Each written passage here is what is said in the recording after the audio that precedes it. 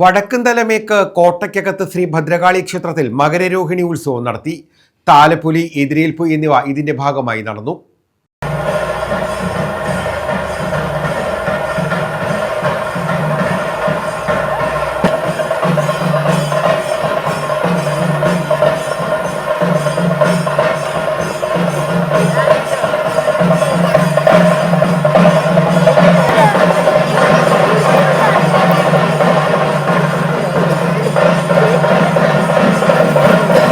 വടക്കുംതലമേക്ക് കോട്ടയ്ക്കകത്ത് ഭദ്രകാളി ക്ഷേത്രത്തിലാണ് മകരരോഹിണി മഹോത്സവം നടത്തിയത്.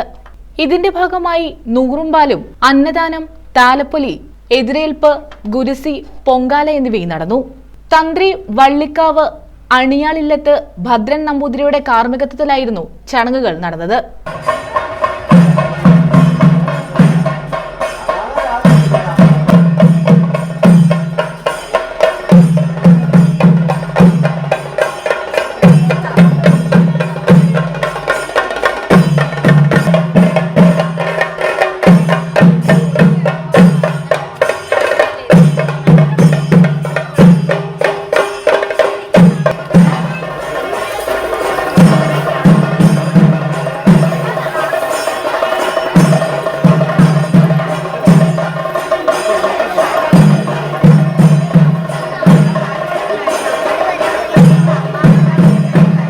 ക്ഷേത്ര ഭരണസമിതി ഭാരവാഹികൾ നേതൃത്വം നൽകി.